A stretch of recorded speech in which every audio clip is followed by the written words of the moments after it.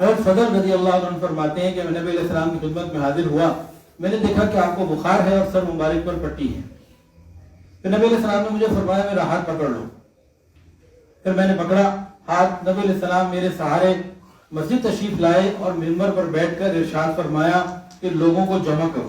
میں نے لوگوں کو آواز دی، بہت سارے لوگ جمع ہو گئے۔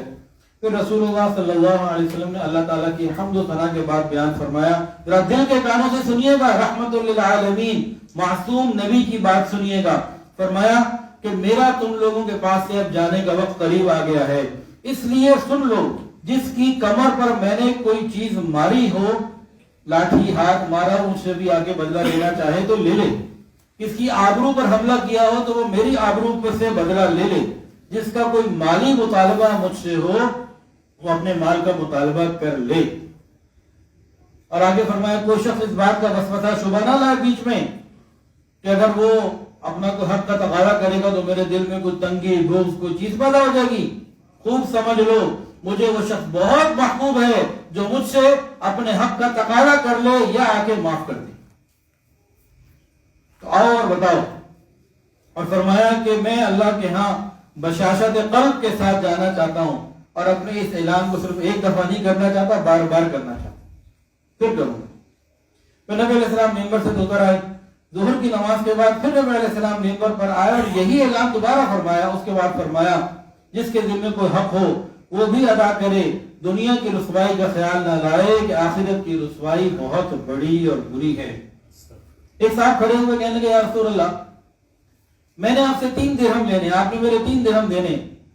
نبی علیہ السلام نے فرمایا میں کسی مطالبہ کرنے والے کی نہ تکذیب کرتا ہوں، اسے جھوٹا نہیں کہتا، نہ میں قسم دیتا ہوں، لیکن پوچھنا چاہتا ہوں کہ وہ کون سے 3 درہم ہیں جو تم مجھ سے مانگتے ہو، یعنی یاد کرواؤ۔ انہوں نے کہا یا رسول اللہ فلاں موقع پہ کسی نے سائل نے آپ سے مانگے تھے، آپ نے مجھ سے لے کے دے دیے تھے، اس طرح سے تھا، تو میں نے یہ معاملہ یوں کیا تھا۔ تو نبی علیہ السلام نے فضل سے کہا 3 درہم میں ادا کرو، وہ معاملہ کلیئر ہو گیا۔ اس کے بعد بات صاحب ہے کہا میرے ذمے بیت المال کے 3 درہم باقی جو میں نے خیانت سے لے لیے تھے۔ مجھے خیانت کیوں کی تھی؟ میں اتنا محتاج تھا اور میرے پاس کچھ بھی نہیں تھا۔ تو انہوں نے 3 درہم دیے، فرمایا کہ بیت المال کے لیے رکھو۔ پھر نبی علیہ السلام نے کہا جب یہ معاملات ہو گئے کبھی کسی بندے نے کوئی دعا کرانی ہے تو کروا لے، کسی کو کوئی اندیشہ ہو، کوئی بات ہو، گویا جب میرا وقت قریب آنے لگا ہے تو کوئی اور بات ہے تو معاملات نمٹاؤ، کوئی دعا کروانی ہے تو کرواؤ۔ تو وہ مختلف صحابہ کھڑے ہوئے دعائیں کرواتے رہے، نبی علیہ السلام ان کو دعائیں دیتے رہے۔ ایک صاحب نے کہا یا رسول اللہ میں بزدل ہوں اور نیند بڑی آتی ہے، نبی علیہ السلام نے ان کے لیے دعا کی۔ حضرت فضل کہتے ہیں کہ اس دعا کے بعد ہم نے ان سے زیادہ بہادر کسی کو نہیں دیکھا۔ تو مردوں کے مجمع میں رسول اللہ نے یہ عمل کیا جو معصوم ہیں۔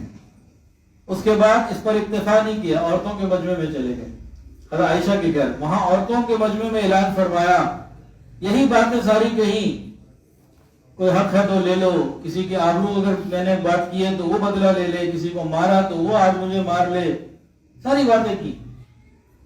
اور جب وہ سارے معاملات ہو گئے تو اس کے بعد فرمایا کہ بھئی کسی کا کوئی معاملہ ہے، کوئی دعا کروانی ہے تو کروا لو۔ تو مختلف صحابیات نے مختلف دعائیں کروائیں۔ ایک نے کہا کہ مجھے اپنی زبان کا بڑا مسئلہ ہے، تو نبی علیہ السلام نے ان کے لیے بھی دعا فرمائی۔ یہ کس کا عمل بتایا ہے جی؟ حضور پاک صلی اللہ علیہ وسلم کا۔ یہ عمل ہمارے قابل تقلید ہے کہ نہیں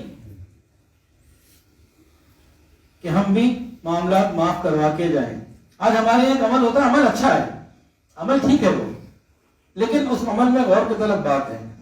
جنازہ رکھا ہوتا ہے، کوئی بھی صاحب، چاہے وہ کوئی ہے، رشتہ دار ہے، باپ ہے، بیٹا ہے، بھائی ہے، کوئی بندہ کھڑے ہو کے کہتا ہے کہ بھئی انسان تھا، کوئی غلطی ہو گئی ہو تو معاف کر دینا، نہیں تو وہ مورا صاحب موجود ہے، وہ کہتے ہیں آ کے لے لو، یا میں خود وارث ہوں، آ جاؤ مجھ سے بات کر لو۔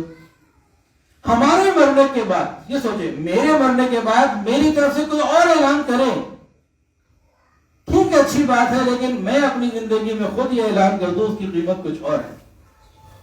تو جس کا دل دکھایا ہوگا جنازہ پڑھنے آیا ہوگا۔ عیسائیوں کے اندر ایک عادت ہے کہ مرنے کے بعد نا قبرستان میں، قبر پہ وہ منو ٹنو پتہ نہیں کتنے پھول رکھ دیتے ہیں۔ تو ایک عیسائی شاعر نے ایک نظم لکھی تو اس میں اس نے ایک جملہ لکھا، Why do we wait till a person die?